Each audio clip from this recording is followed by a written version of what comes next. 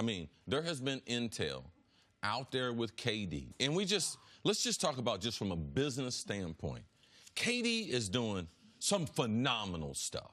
And if he had not gone to Golden State, which in doing that, he created a lot of people who would not like him.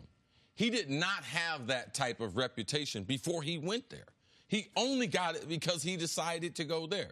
But off the court, he has done some phenomenal things from a charity standpoint. He's got some awesome business concepts moving forward. Like, man, he's going to make an awful lot of money off the basketball court. And where do you want to do these things? And these are some of the things that these players have to. LeBron didn't go to L.A. just for the Lakers.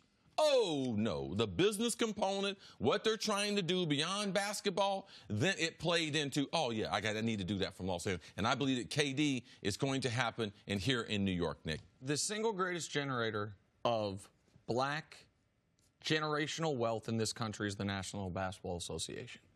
Not rich black people, but generational, mogul, you're talking 100-millionaire type of situations is the NBA. And Kevin Durant, I remember you looked at me very kind of cross-eyed when I first said the best thing the Warriors have going for him in the recruitment of Kevin Durant is not winning a third straight title. Nope. It's not him getting his third straight MVP. It's like, hey, man. That new arena. We have this new arena, and some of the richest people in the world are going to be courtside.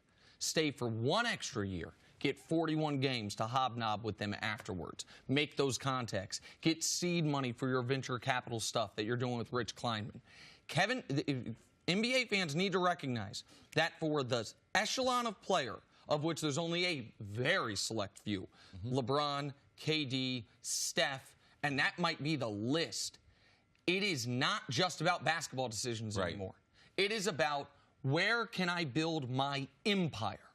And Kevin Durant and Rich Kleinman have been planning to build their empire in New York City. Now, it's an added bonus that the basketball part of it is a legacy builder as well if he holds up, if he does what he thinks he can do. But they are, that show they do on digitally on ESPN Plus is not about basketball. It's called The Boardroom. It's about Shark Tank stuff. Like, Kevin Durant is interested in building a non-basketball $250 million industry around him, and New York City is the place he is going to do it. We have this all but set that he's coming here to New York City. Would you be surprised if anything other than that scenario happens? I would be surprised, but as we've seen with these athletes, they can change their mind. But from a business standpoint, how he's getting things set up, no different than how LeBron had everything set up. When LeBron announced the first day of free agency, he didn't have to buy a house. He already had a couple houses. They already had stuff set up. I love what Rich Kleinman is doing here in New York now. He already had people who had been in Los Angeles a couple years, his business partners. So this is where it's going. And these athletes that are been invited into this rare air, this is new.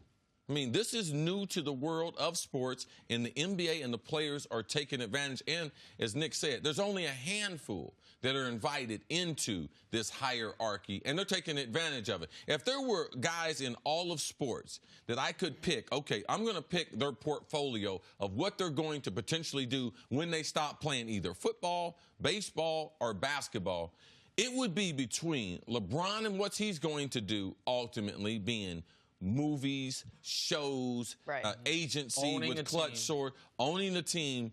Kevin Durant would be, I would have a hard time because I believe that what he's doing is on the cutting edge, and it's going to be a lot of fun and very successful. I have to believe there's a small element of this, which is LeBron's going to set up his empire here. I'm going to go on the other coast and do the same thing in New York. And if that happens, which team wins the title first, the Knicks or the Lakers?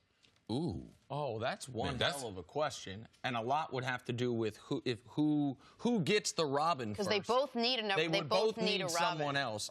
My money would be on the franchise that has won a bunch of titles in the last 45 years and has the better player in the Lakers, but the Knicks would have a longer time horizon to do it. I feel better, and I don't know in my lifetime if I've ever said that. I feel better about the Knicks ownership because the Knicks ownership has given Scott Perry in the front office free reign to do whatever they want.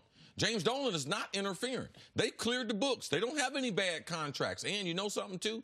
They definitely got a better coach. So, for me, I'm going to go with the Knicks and KD to win a championship over the Lakers because I believe they have more stable pieces. And Kyrie wants to play here, and he can be an unrestricted free agent. So you wouldn't have to necessarily trade for another guy. So I think it's easier to do. Scott Perry, the general manager, let's not forget, he worked in the front office in Seattle when they drafted Mr. Kevin Durant.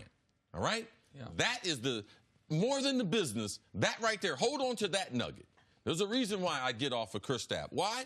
Because I might have a relationship with a guy who's a better player in the NBA. And one last point before we move on. You said something at the very beginning that I want to put my stamp on as well, because I'm critical of Kevin Durant on this show and critical of some of the things he's done. What you said about what he's doing charitably cannot be overlooked. It gets minor headlines, but the things he's doing for young people in basically every city that he's lived in, from the city, and still doing it, and we are talking about tens of millions of dollars being poured into communities that other people have forgotten about and don't give a damn about. That's the other reason why, when I said creating black generational wealth, it's so important, because people then put that money back into where they're from.